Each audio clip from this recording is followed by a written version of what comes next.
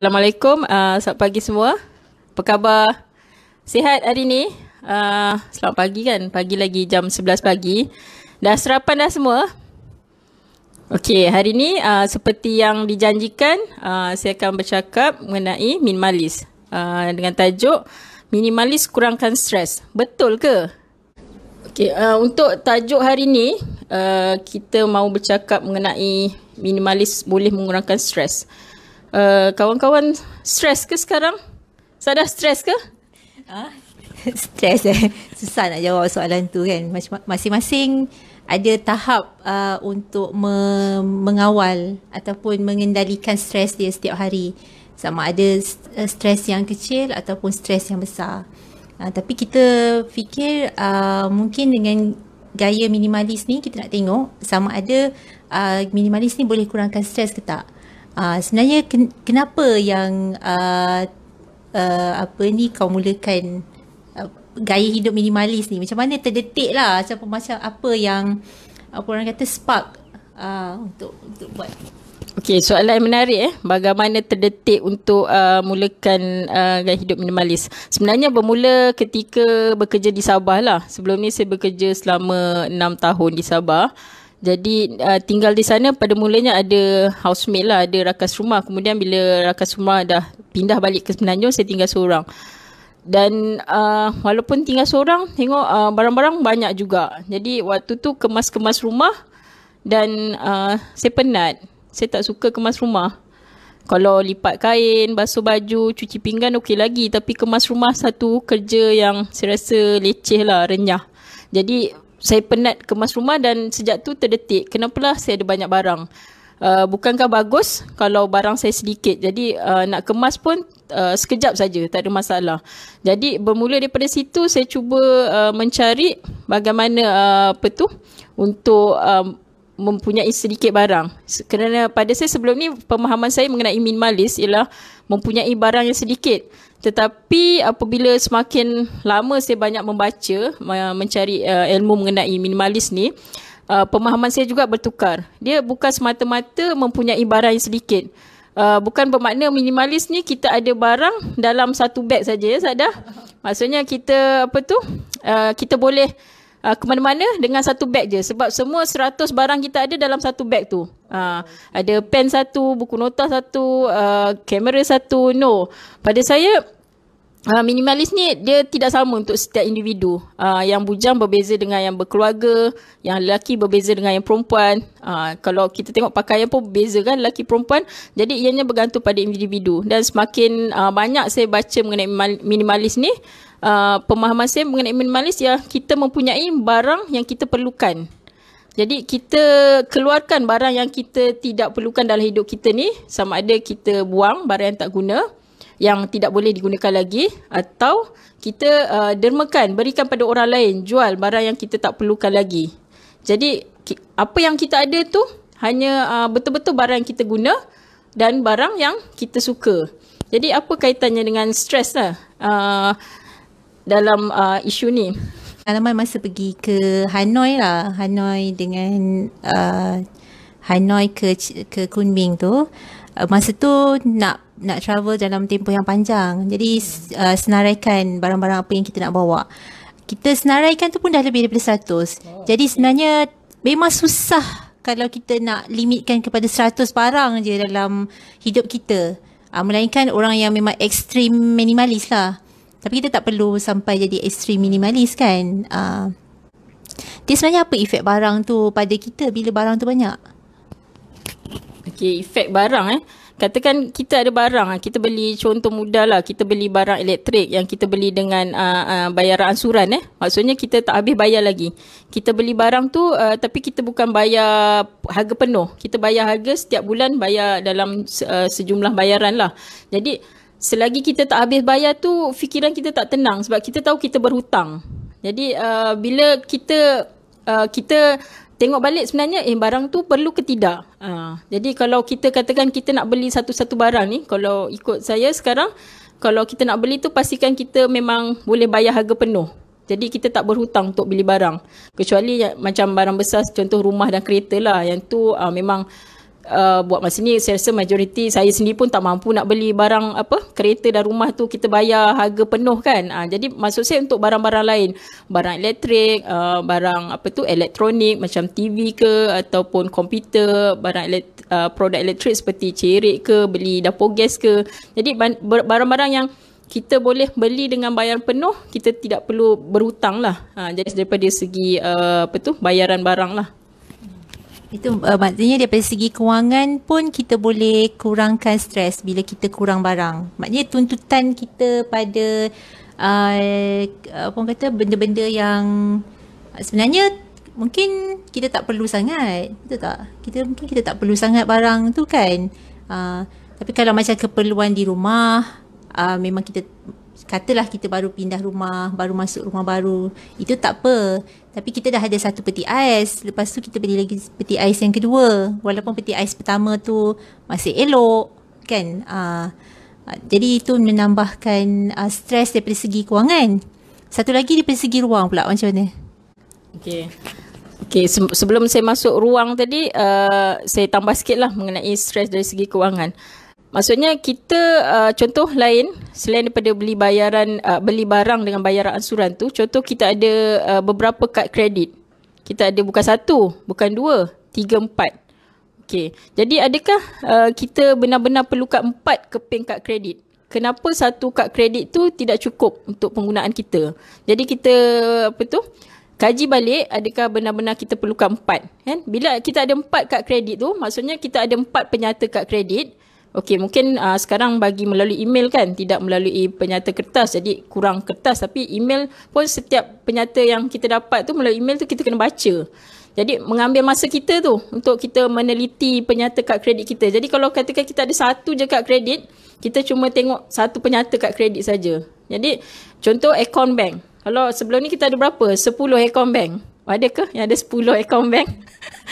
Ada macam saya sendiri sebelum ni saya tak ingat lah ada 5 ke 6 akaun bank. Tapi bila saya cek balik, jadi saya tutup akaun bank yang tak perlu. Contohnya masa saya melanjutkan pelajaran semasa master dulu, kami kena buka akaun bank RHB. Jadi bila saya dah habis master program tu, saya tutup akaun RHB tu. Jadi buat masa ni saya guna Maybank dengan CIMB account. Jadi kita cuma tengok 2 saja.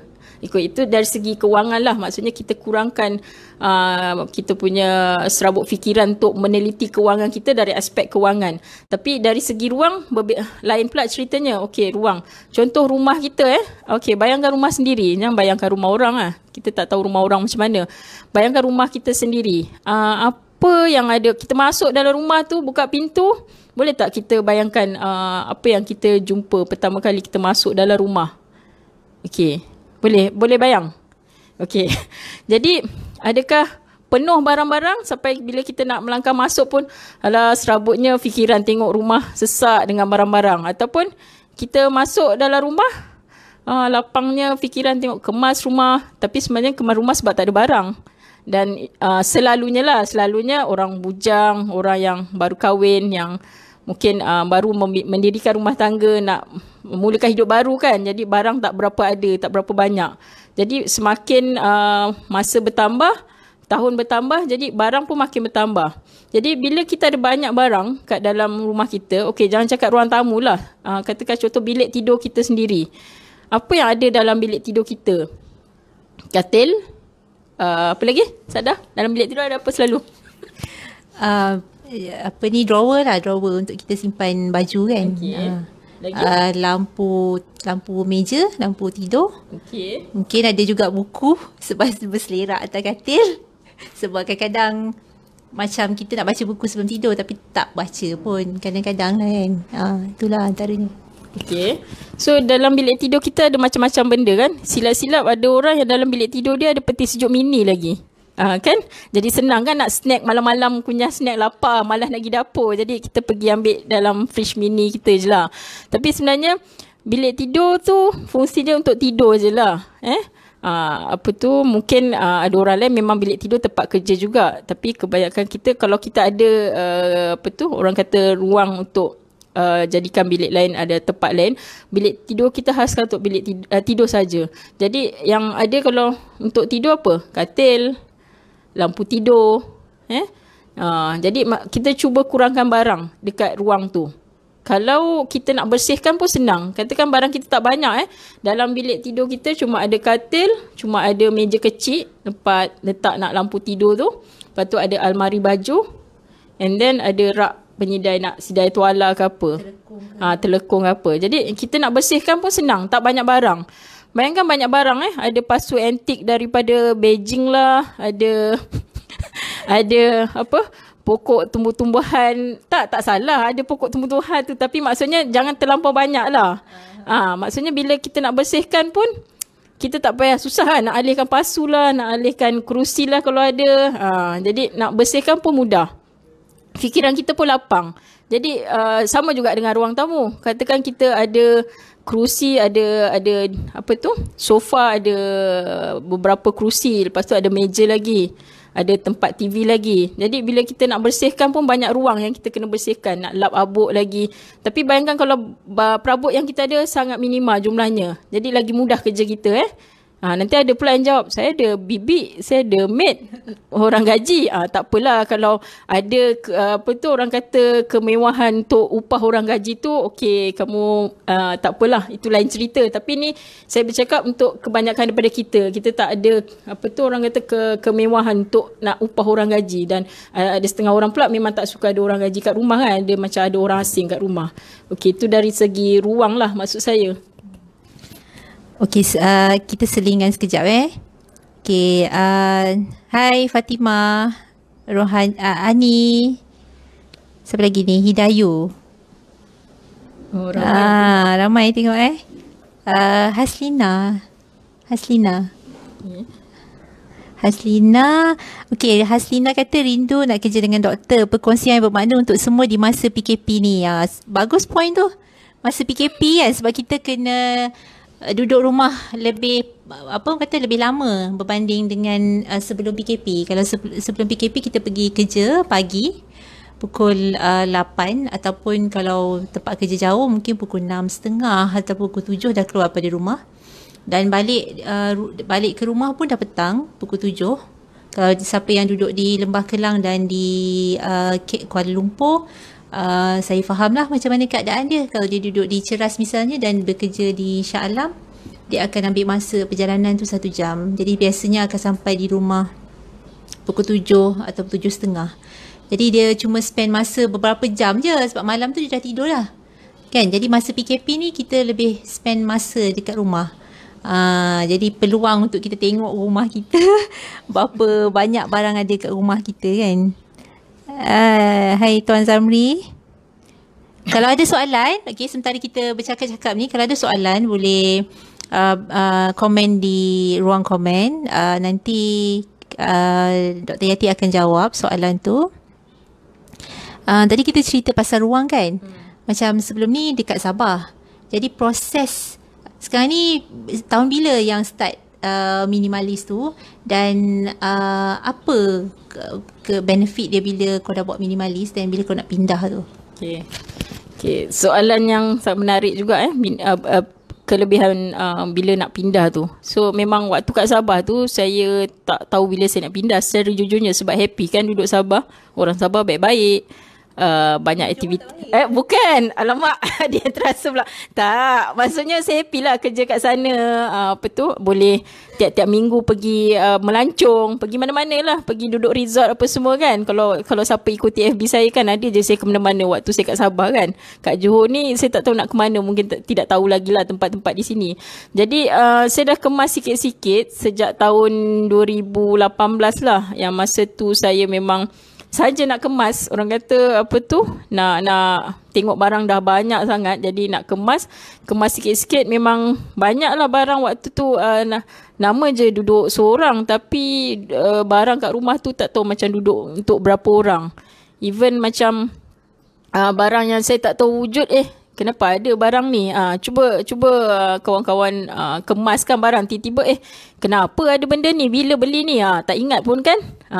Mungkin pernah berlaku lah kan? Jadi bila saya kemas barang, macam contoh saya kemas dapur waktu tu kan, saya kemas peti sejuk saya. Saya memang jarang masak lah masa kat Sabah. Jadi ada barang makanan tu yang dah expired sampai 2 tahun pun ada. Sedih kan? Macam 2 tahun expired tak sedar kan. Jadi pada saya benda tu kita kena check lah setiap 3 bulan je, check apa isi kat dalam fridge kita tu, dalam peti sejuk kita. Jadi tak adalah sampai macam saya 2 tahun expired pun tak sedar. Okay, so bila saya kemas tu especially yang banyak waktu tu buku lah. Saya rasa memang daripada satu rak buku besar tu, ada rak buku saya kat Sabah tu ada macam ada 9 section lah untuk letak barang, letak buku. Jadi saya tambah another rak buku. So 2 rak buku yang besar, buku-buku pun bertambah. Jadi saya fikir nak balik dengan barang yang banyak macam ni, penat juga nak kemaskan bila nak balik nanti. Jadi saya kemas sikit-sikit. Memang bila saya betul-betul dah tergerak hati nak minta tukar, nak pindah ke Johor, memang ianya sangat membantu. Jadi saya waktu tu saya dapat surat tukar, saya agak mengejut lah. Dalam saya ada masa dalam 5 hari atau kurang seminggu lah untuk kemas, nak uruskan flight ticket semua, nak uruskan kargo barang dan mengemas dalam masa yang sama. Jadi dalam masa 5 hari tu memang Tuhan sajalah tahu betapa penatnya nak settlekan semua tu. Jadi saya bersyukur waktu tu barang saya dah sedikit sebenarnya. Kalau saya tak kemas barang sebelum tu lagi, memang saya rasa lagi penatlah saya untuk kemas barang. Jadi bila saya dah kemas start tahun 2018 tu, 2019 berterusan proses tu. Jadi bila saya betul-betul pindah, kemas barang untuk pindah, jadi barang yang saya nak bawa balik ke Johor tu memang dah kurang banyak, dah sedikit. Macam buku pun memang sedikit sajalah jumlah yang saya bawa balik ke Johor. Banyak yang saya dah dermakan ke perpustakaan sana, ke sekolah sana. Masa datang ke Sabah tu ingat lagi tak berapa banyak? And then bila balik tu ingat maksudnya nak tengok berapa banyak? Oh, okey. Okey, sebenarnya ingat. Okey. Okey, masa saya datang, okey nak tahu oh, kena bagi tahu okey. Masa saya nak datang ke Sabah tu tahun 2014 tu, saya ingat memang saya bawa 5 kotak buku. Buku yang belum baca, dan kebanyakan waktu tu buku-buku yang saya beli dekat Big Bad Wolf lah. Buku tahun 2013 saya pergi, masa saya melanjutkan pelajaran di UM tu, saya rajin lah pergi BBW. Jadi banyak buku saya beli tapi tak baca-baca lagi. Jadi saya niat nak bawa ke Sabah lah dengan harapan nak baca kat Sabah nanti.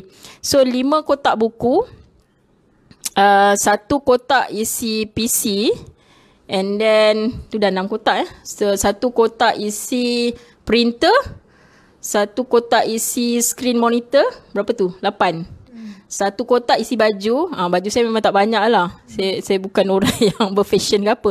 So dah berapa? 8. 9. Okey, 1 lagi saya rasa kotak isi CD. Sebab saya gila tengok CD dengan DVD jugalah. Jadi saya suka tengok movie. So memang 10 kotak tu saja saya datang. Jadi bila balik, berapa kotak? Adakah 10 kotak juga? Tak jugalah sebenarnya. Bila balik tu dah jadi berapa Jadi 20 sebab ada buku, baju ada bertambah sikit, ada apa tu, beli apa lagi comforter, ada barang-barang rumah sikit lah. Tapi maksudnya dia pertambahan ada juga barang-barang diving saya, barang menyelam 1 beg. Jadi pertambahan tu 2 kali ganda saja. Saya datang dengan 10 kotak, saya balik ke Johor 20 kotak. Tapi sebenarnya kotak kecil-kecil, sebab yang macam buku tu dia tak bagi letak penuh-penuh dalam kotak tu. Jadi setiap kotak tu sebab berat, jadi buku dia sikit. So sebenarnya pertambahan 2 kali ganda lah, daripada 10 jadi 20. Tapi kalau saya tak kemas, saya rasa boleh jadi 50 kot. 20 tu pun sebenarnya termasuk ada 1 meja kecil. 20 tu bukan 20 kotak. Kotak saya tak ingat berapa, tapi ada macam termasuk barang-barang macam ada meja kecil, ada 1 sofa kecil, ada barang-barang lah. Okey. Okey. Tadi dia sebut tentang bila kita mengemas tu kita jumpa barang yang kita tak ingat pun. Kalau aku ada beli ke buku ni kan? Sebab baru ni saya kemas buku. Memang itulah dia. macam ada beli buku ni. Macam nampak sangat kan tak baca lagi buku tu. Tapi alhamdulillah bila saya dah susun balik buku-buku tu di lantai, sebahagiannya saya dah masukkan di rak buku belakang ni. Tapi ada lagi yang tak nampak kat dalam skrin ni kan, dekat bawah lantai ni saya ada masih susun lagi buku-buku yang saya nak let go. Dan bila kita tengok ni, ambil contoh buku je lah kan. Bila kita tengok buku yang ada kat depan mata ni, saya ada juga buku yang kata, why don't aku baca buku ni? Bila buku tu saya tak baca lagi, macam ataupun saya baca semula, jadi kita boleh apa orang kata, dapat balik lah apa benda benefit kan. Kalau sebelum ni kita bayar RM20 misalnya, tapi kita tak baca langsung. Kalau macam tadi Yati ada sebut tentang peti ais, kemas peti ais kan, kemas peti ais kadang-kadang dah berbulan kita ada beli stok barang tu tapi kita tak guna pun. Kalau barang tu belum expired, kita bolehlah berkreatif untuk masak. Berkreatif masak kan. Macam Yati dia tak berapa suka masak. Macam saya okey juga. Saya kadang-kadang saya suka masak apa benda yang ada dalam peti ais. Jadi bila lately ni kan kita dengan PKP apa semua, kita fikir kita tak nak membazir. Kalau barang yang kita ada, kalau kita boleh guna, kita guna. Sebaiknya saya cuba tak nak buang lah. Kalau barang tu, kalau dari segi makanan, kalau dah rosak kita kena buang lah kan. Tapi kalau masih boleh digunakan, kita berkreatif lah untuk masak. Hai Kak Emilah. Elvin. Assalamualaikum. Elvin. Cik Elvin ni dia di Sabah kan?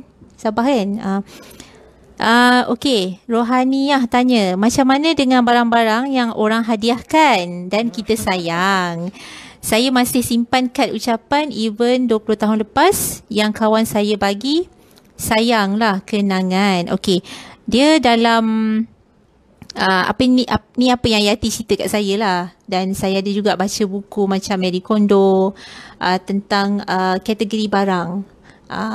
Tak tahu lah ingat ke tak ingat kan. Yang pertama pakaian, betul tak? Yang pertama pakaian, yang kedua buku, yang ketiga kertas, yang keempat miscellaneous miscellaneous, yang kelima memento ataupun sentimental. Jadi apa yang Ani tanya dekat bahagian komen ni, barang-barang yang kita sayang tu macam memento ataupun sentimental value. So macam mana kita nak handle barang tu? Okay, terima kasih Ani untuk soalan tu. Sebelum saya jawab soalan ni, saya just nak bagi tahu Tuan Alvin Mahadi Yunus, beliau berada di Sabah dan sebenarnya saya menghadiri seminar yang Tuan Alvin jalankan di Sabah lah pada tahun 2018. Bulan saya Oktober kot, saya kurang pasti tarikh. Jadi pada mereka yang berada di Sabah boleh hadiri seminar Tuan Alvin. Sekiranya Tuan Alvin adakan seminar tu lah. Tajuk seminar beliau minimalism bahagia dengan cukup. Jadi pada siapa yang berminat boleh pergi ke Facebook Tuan Alvin lah untuk maklumat lanjut. Okey, menjawab soalan ni mengenai soalan barang-barang sentimental item. Sebenarnya barang sentimental item, as the name suggested kan, sentimental. So memang kita ada kenangan dengan barang tu. Orang hadiahkan atau ada sesuatu lah. Macam saya, contohnya barang sentimental value pada saya, sebelum saya jawab soalan ni, barang pada saya ada satu barang iaitu sejadah. Sejadah yang ayah saya hadiahkan. Ayah saya hadiahkan sejadah tu masa umur saya 13 tahun. Nak masuk sekolah asrama, Kolej Tengku Empat Mariam. Sekolah kita dua kami ada buku dari Timin ada buku sekolah saya juga. Sejadah tu yang saya hadiahkan masa saya nak masuk asrama tu, masa umur saya 13. Jadi sampai sekarang, sampai sekarang saya masih gunakan sejadah tu. Dan sejadah tu pun masih dalam keadaan baik. Dan saya rasa saya akan gunakan sejadah tu sampai bila-bila. Kerana memang saya gunakanlah sejadah tu untuk solat kan. Jadi selain daripada untuk solat, dan sejadah tu ada kenangan sebab bapak saya yang hadiahkan. Sebab bapak saya dah meninggal dunia. Jadi dah arwah. Jadi benda tu kenangan pada saya, sangat meninggalkan kenangan lah. Jadi saya akan gunakan sampai bila-bila.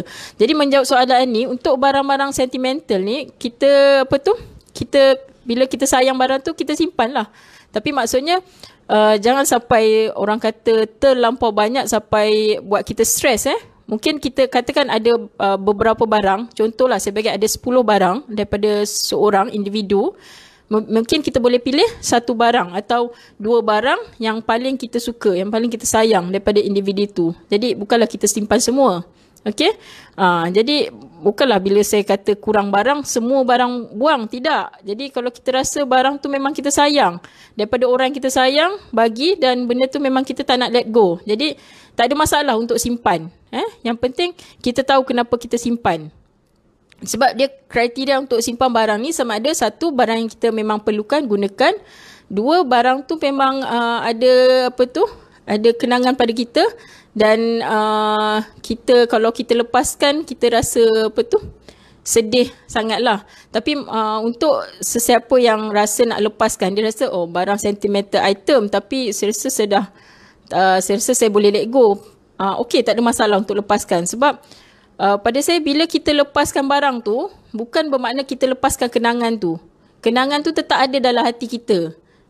Barang tu tak bermakna kita lepas barang, kita buang orang tu dan kenangan orang tu juga. Tidak. Kita bukan lepaskan orang tu, kita bukan lepaskan kenangan. Kenangan tu kita boleh simpan dalam hati. Tapi untuk barang kita masih boleh guna, contoh macam saya guna sejadah tu, saya simpan lah. Sebab boleh guna lagi kan. Okay, saya harap menjawablah soalan Ani tu. Jawapan dia pun sentimental.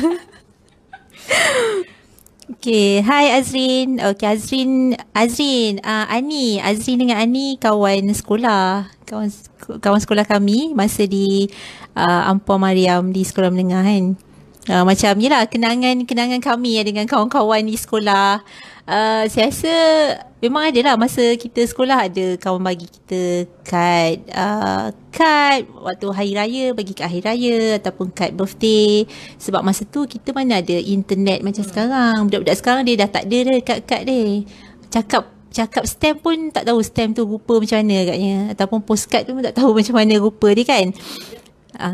Okey, satu cara lagi yang saya boleh syorkan untuk barang sentimental value, sentimental item ni, kita boleh ada satu ruang lah. Contoh macam kabinet ni kan, tapi bukan kabinet ni yang terletak kat ruang tamu ke atau ruang terbuka lah. Maybe dalam bilik kita. So kita boleh letak barang-barang tu dalam satu ruang ni. Maksudnya dalam bilik kita. Jadi every time kita buka kan, buka kabinet ni. So kita buka kabinet, barang ni ada orang bagi. Siapa yang bagi tu? Orang yang saya sayang bagi. Pasu bunga ni pun ni orang tu bagi. Jadi bila setiap kali kita buka kabinet tu, kita happy tengok barang-barang kenangan kita tu. Kita nampak. Bukannya kita simpan dalam macam mana cakap, dalam tong sampah pula. Sorry. Dalam kotak ataupun dalam tin dan kita simpan bawah katil. No, kita sebab barang tu memang ada sentimental value kat kita.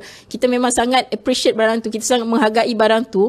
So why not kita letak dalam satu ruang yang kita boleh nampak hari-hari. Kan? Jadi mungkin satu ruang, kita ambil satu ruang ni untuk barang-barang sentimental item tu. Okay? Okay, Sakinah, mungkin kena limitkan barang sentimental item 10 je ke macam tu? Tak semestinya. Kalau yang saya faham tadi, tak semestinya. Dia bergantung pada masing-masing lah. Kalau kita rigid daripada segi bilangan, mungkin orang perlu simpan 10. Ada orang simpan 1. Ada tu mungkin dia simpan lebih daripada 10. Tak kisah. Terpulang pada masing-masing lah. Asalkan tak sebab tujuan minimalis adalah tak nak memenuhkan ruang yang kita ada kat dalam rumah kan. Kita masih boleh berjalan, kita boleh bernafas dengan selesa. Sebab kita pun pernah nampak kan macam mana, yelah, dalam program TV hoarders, kita panggil hoarders kan, mengkumpul barang keterlaluan. Dalam saya rasa ada rancangan siri di bahasa Inggeris lah kan, international banyak kan. Even kat Malaysia pun tak ada rancangan khas, tapi ada rancangan yang kita pernah nampak yang mana rumah terlalu banyak sangat barang, sampah, plastik dan sebagainya, dan mereka hidup dalam keadaan yang tak selesa lah, tak selesa. Sebenarnya bila banyak sangat barang, sebenarnya kita pun tak sihat juga. Betul tak? Tak sihat kan? Sebab yelah barang yang kotor kan, misalnya barang kotor jadi memang tak sihat. Bersempit-sempit kan. Macam mana nak apa kata, nak jalani hidup macam biasa. Siapa lagi tanya ni? Elvin. Cuba baca sikit apa komen Elvin. Okey, betul tu. Tuan Elvin cakap barang yang sentimental kita handle last sekali kecuali yang memang tabah. Ya, betul. Betul, tepat sekali Tuan Elvin, sebab kalau kita dalam cubaan mengemas ni memang sentimental item, barang tu diletakkan last sekali kategori tu. Kenapa? Sebab kalau kita cuba kemas sentimental item sebagai barang pertama, memang kita akan gagal dengan teruknya. Setelah kita berhenti terus lah, kita tak akan teruskan misi mengemas kita. Kita berhenti di situ juga. Tak boleh. Saya tak boleh kemas. Ni arwah bapak saya bagi, ni arwah mak saya bagi, ni ex-boyfriend saya bagi, ni banyak ex-boyfriend dia bagi. Jadi kita akan berhenti di situ. Jadi sebab tu kita mula dengan barang lain. Jadi bila kita dah orang kata dah asah skill memilih barang tu, jadi bila sampai ke barang sentimental item sebagai barang yang terakhir, jadi kita dah cukup kemahiran lah, dah ada kemahiran untuk pilih barang yang mahu disimpan. Okey, seterusnya saya nak bercakap pasal untuk kurangkan stres daripada segi benda.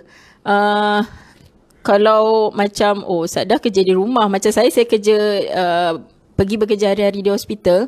So pada mereka yang keluar bekerja, kita ada bawa beg kerja kan. Boleh ingat tak barang apa dalam beg kerja kita tu? Cuba fikir ke. Kalau saya suruh sebut, ingat tak barang apa dalam beg kerja kita tu? Tak kisahlah lelaki ke perempuan, mesti ada beg kerja kan. Ada kan datang kerja berlenggang kangkung je.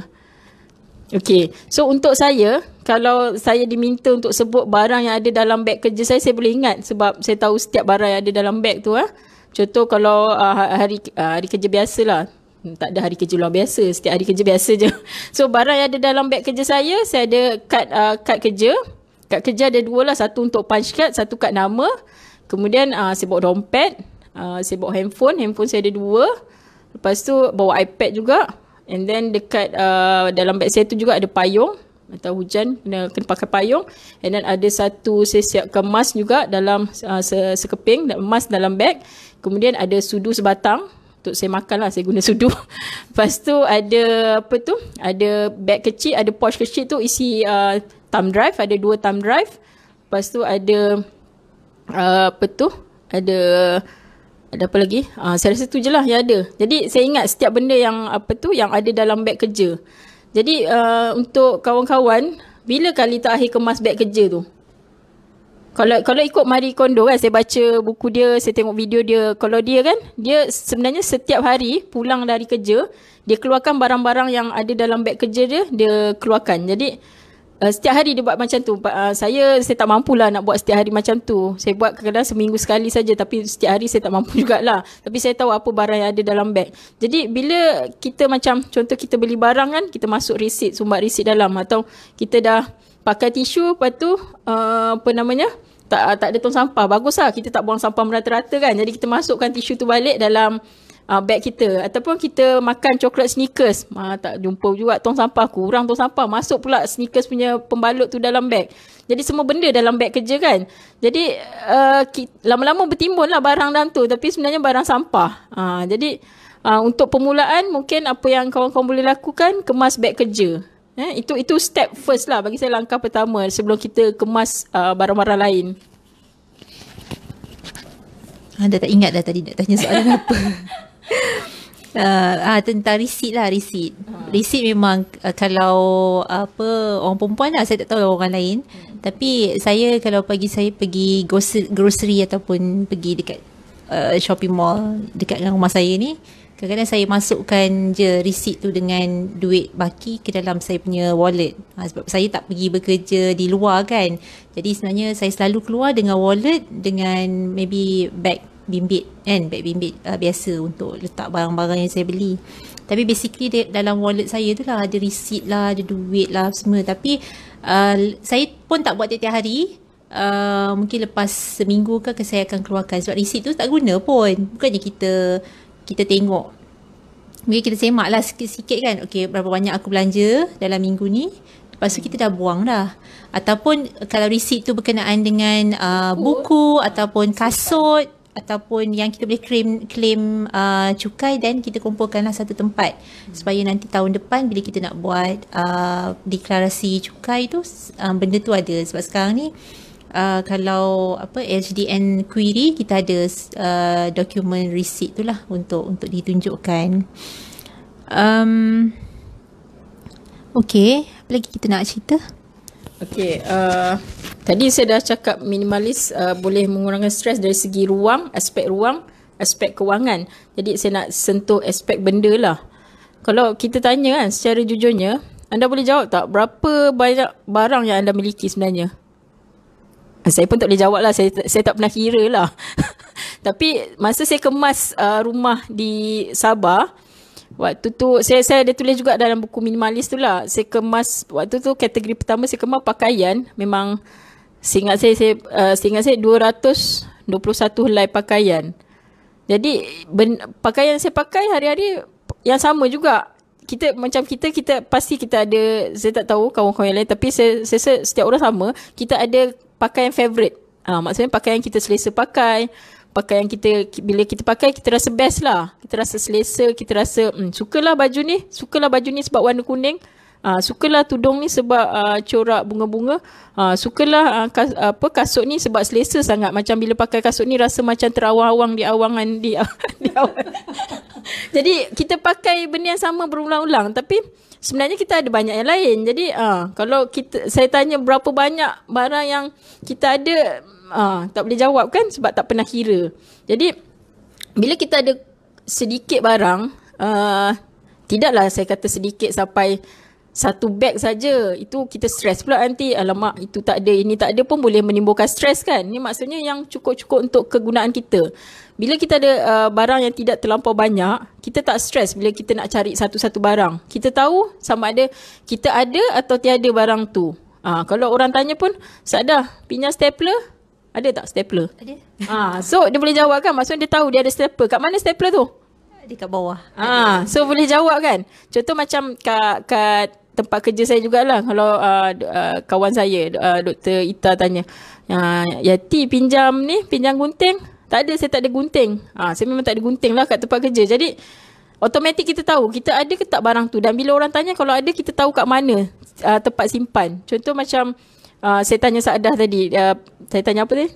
Stapler. Dia boleh cakap, oh ada kat bawah tu. Jadi automatik, oh kita tahu. Jadi kita tak buang masa cari barang. Stres tak cari barang? Cari kunci kereta. Cari. Pernah kita biasa dengar kan, kita cari kunci kereta lah biasa kan. Ramai juga share kan. Tak tahu letak kat mana kunci kereta tu. Mungkin hari ni kita letak kat dalam beg kerja, besok kita letak atas meja, besok kita letak depan TV. Menggagau cari kan. Kita pagi kelam kabut dah lah. Kita mungkin hari tu kita terbangun lambat ke, lepas tu ada meeting penting pula, big boss turun dari KL. Jadi kita nak kelam kabut, tengok mana kunci kereta ni.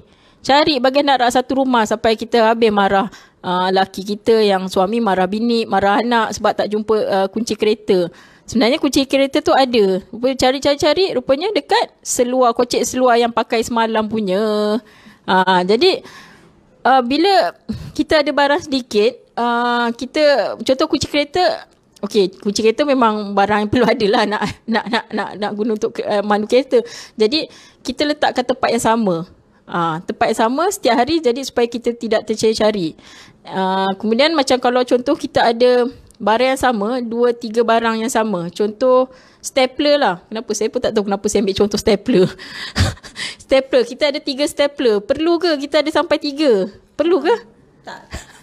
Sebab kalau ambil contoh stapler ni dia sangat lambat wear and tear. So ada barang yang kita wear and tear ataupun habis, macam ubat stapler habis, kita pakai, kita kena beli lain. Tapi kita beli satu kotak je, satu kotak yang kecil. Melainkan memang kita di pejabat tu lain cerita kan, ni cerita di rumah yang mana memang kita guna tak banyak.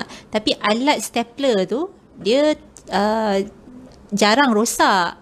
Melainkan kita beli yang terlalu murah kan, yang memang baru tekan sekali dah patah kan. Itu satu hal juga kan. Okay. kenapa saya ingat stapler ni, sebab saya teringat masa saya houseman yang berkurun tahun yang lepas. Masa houseman dulu saya memang ada simpan stapler dalam poket lab coat sebab nak stapler borang darah kan. Jadi leceh nak pinjam-pinjam stapler daripada staff nurse ke apa. Jadi dalam poket lab coat tu memang ada stapler. Waktu tu saja, waktu houseman sajalah saya ada stapler sendiri. Lepas tu saya dah tak ada stapler lagi. Jadi kita tahu automatic terus barang tu kita ada ke tak ada. Itu satu, stres cari barang. Yang kedua, kalau maintenance barang, penjagaan barang. Contoh kalau macam saya, hobi saya menyelam kan. Jadi saya ada peralatan menyelam, fin, mask. Tapi saya tak ada regulator. Kenapa saya tak ada regulator? Sebab saya malas nak buat maintenance, nak hantar untuk maintenance. Dia kena jagalah sebab benda tu bukan murah. Regulator tu harga beribu. Jadi setiap kali saya pergi diving, saya sewa je lah. Jadi bila kita ada satu-satu barang tu, kita kena pastikan pengurusan barang tu. Contoh kita ada apa? Contoh barang apa yang kita kena maintenance? Barang apa lagi? Tak boleh nak fikir sekarang. Cuba fikirlah barang apa yang anda ada yang perlukan penjagaan. Jadi kurangkan kos penjagaan bila satu-satu barang tu kita tak ada. Okey. Cuba baca ni komen jap. Nori Diana, dia dah habis baca buku Minimalis. Okay, tahniah Nori Diana. So boleh cuba mulakan cabaran minimalis, mengemas ruang di rumah. Kemudian Aida, hai Aida. Terima kasih join kita orang. Okay, sama-sama Fatimah. Ya, ni kamera kena servis. Kamera saya pun dah lama tak tengok. Cik Alvin ada komen kat sini. Macam mana dia menghantar barang ke pusat kita semula kan. Macam kau kemas barang dekat Sabah tu kan, hantar kat mana. Sebab bila kita nak kurangkan barang, kita kena tahu kat mana nak recycle, ataupun memang kalau barang tu dah rosak kita lupuskan kan. Itu pun satu hal jugalah yang kita kena fikirkan. Kita janganlah jadi pembuang sampah yang tak bertanggungjawab pula. Mana-mana buku yang kita boleh let go, mungkin orang lain baca. Macam apa yang saya buat, saya let go buku dengan saya jual sebagai pre-love ataupun second hand books. Mungkin saya dah tak baca buku tu, tapi orang lain baca. Kita jual buku tu bukan untung pun, tak ada untung pun, tapi maknanya untuk put some value to the books, to the things that kita nak let go. Mungkin ada yang suka pakaian, baju kan. Dia suka baju kan. Sebelum ni dia beli macam-macam. Tudung, baju, bag. Jadi kalau nak start minimalis ni, ikut barang apa yang paling banyak yang kita ada. Macam saya, baju saya tak banyak sangat sebenarnya. Lagi bila saya dah tak bekerja di pejabat ataupun bekerja 9 to 5, so baju saya pun tak banyak. Yang ni bagi orang yang bekerja lah kan, biasanya memang dia ada banyak baju. So mungkin boleh start sort out baju dan tudung dan tengoklah apa benda barang yang you all nak let go. Okay, saya share sikit pasal let go buku tu sebab kami berdua penulis. Memang nak lepaskan buku ni senang ke Sada? Nak lepaskan buku? Sebenarnya susah juga, tapi bila saya buka kotak masa mengemas buku baru ni lah, sebab mengemas buku ni memang saya buat recent kan, awal bulan 11. Bila saya buka kotak tu, sebenarnya kotak tu saya dah tak sentuh lebih daripada setahun. Mungkin 2 atau 3 tahun sebenarnya saya dah tak buka kotak tu, buku dalam kotak tu. Jadi first kali kita kata, alah sayang nak buku ni, macam nak baca lagi apa semua kan. Jadi macam mana kita nak tukar kita punya mindset untuk melepaskan barang tu. Jadi macam saya fikir aku dah baca buku ni. Sebab saya punya tabiat membaca adalah saya jarang baca buku tu lebih daripada sekali. Kecuali buku tu buku rujukan, tu kita baca lebih sekali lah. Sebab ada orang dia suka baca, dia akan baca 2 kali, 3 kali dan sebagainya. Saya jarang sangat baca lebih daripada sekali.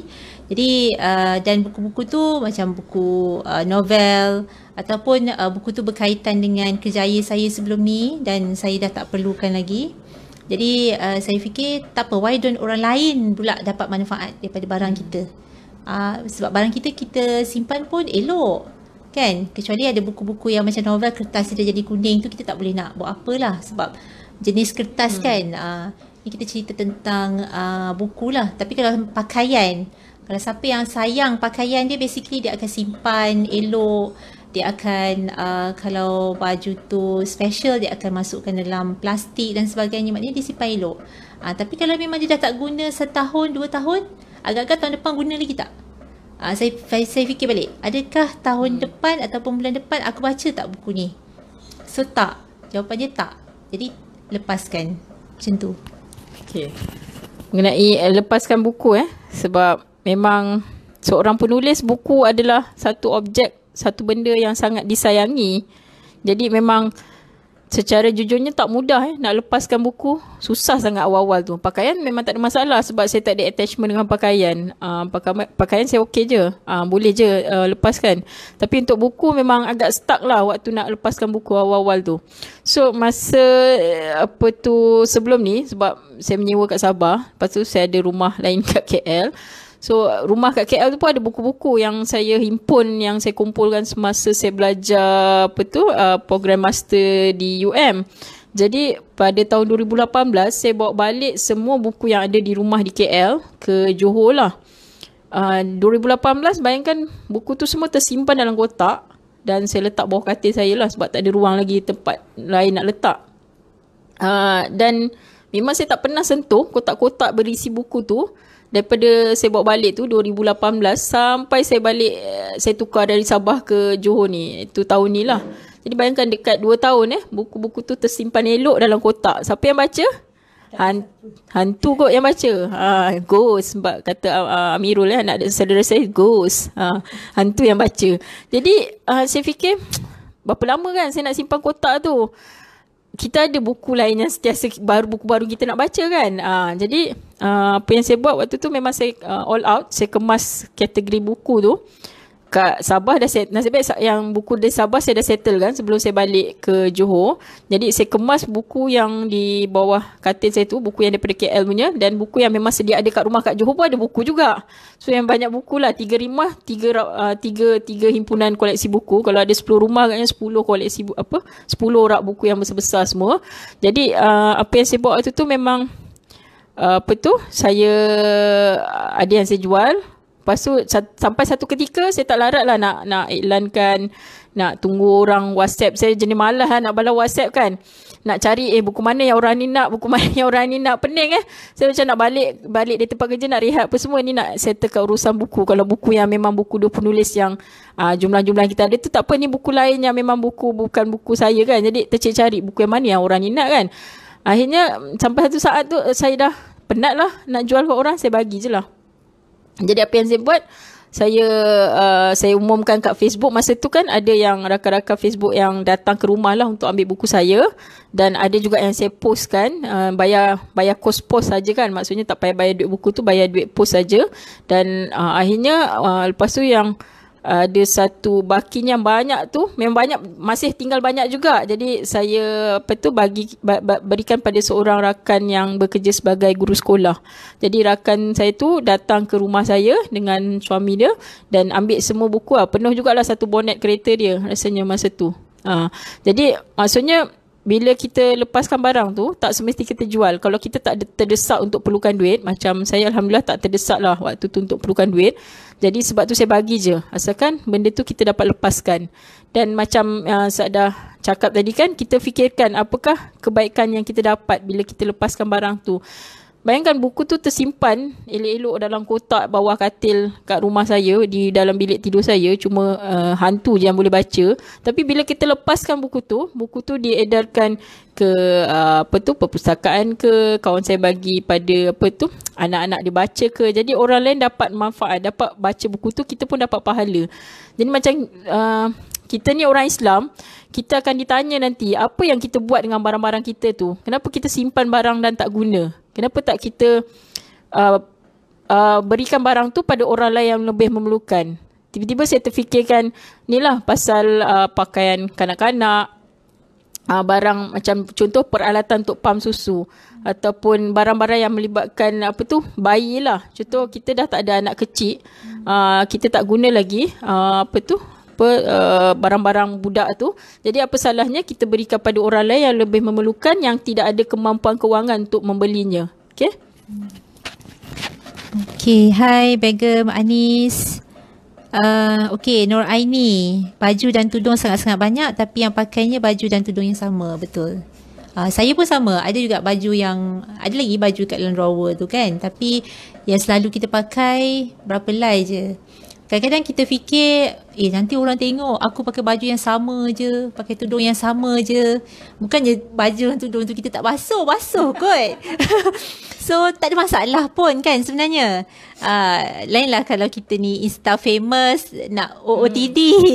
OOTD setiap hari tu lain cerita. Tu lain cerita tu, saya tak boleh bayangkan berapa banyak baju dalam rumah dia macam Vivi lah, macam Vivi Yusof kan, sebab itu memang bisnes dia.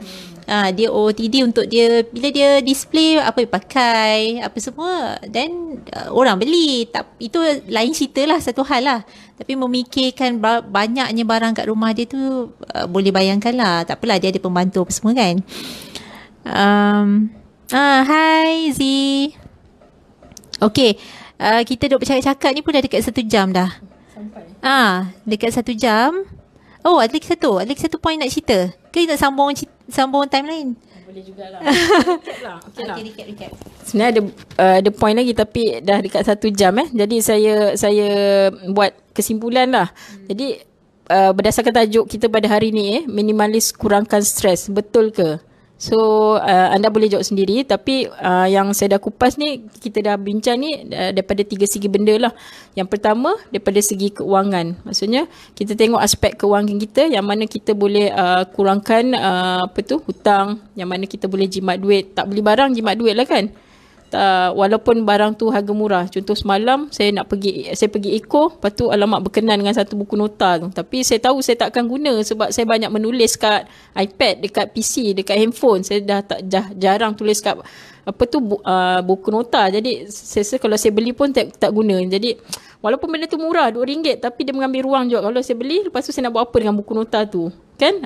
Jadi dari segi kewangan, RM2 yang saya jimatkan tu saya boleh simpan lah. Walaupun sikit-sikit pun, kalau 10 buku nota saya beli dah RM20 kan. Jadi dari segi kewangan. Yang kedua, dari segi benda, kurang maintenance, kurang kos bayar. In the first place, kalau kita tak beli, kita dah jimat duit and then kita tak stress cari barang sebab kita tahu kita ada ketak barang tu. Yang ketiga, dari segi ruang lah, kurang barang, ruang kita nampak lapang, fikiran kita senang tengok rumah lapang, tak banyak barang, senang nak bersihkan. Jadi daripada 3 aspek tu lah, keuangan, benda dan ruang. Jadi sebenarnya kalau ikutkan, banyak lagi yang boleh dikupas mengenai minimalis ni, tapi memang kita tak dapat nak cover semua dalam masa 1 jam ni lah. Okay, bagi siapa yang belum mulakan mengemas, mungkin nak jadi minimalis 100% tu susah sebab ambil masa. Macam Yati pun bukannya terus-terus ni kan, sebab dia first kali kita punya mindset kan. Tapi start lah. Tak payah nak tanya aku nak jadi minimalis ke tak. Kita nak jawab soalan tu pun lama kan. Langsung tak kemas. Kita start je mengemas. Mengemas barang di rumah. Mana yang kita rasa kalau tak nak ikut jenis barang, ikut ruang pun boleh juga. Ada juga method yang ikut ruang. Okay, sebenarnya kami plan nak bercakap dalam masa 30 minit ke 40 minit je. Tapi biasalah Yati kalau dah bercakap dia tak nak berhenti. So, kalau kawan-kawan yang mendengar nak tahu lebih lanjut tentang minimalis, Yati dia dah ada tulis buku minimalis, Misi Menjadi Minimalis. Kami dah tak banyak stok sebenarnya dan tak pasti lagi sama ada kita akan print. InsyaAllah akan print lah, cuma tak tahu bila. Jadi saya ada very limited stock. So kalau yang nak beli boleh beli di duopenulis.com.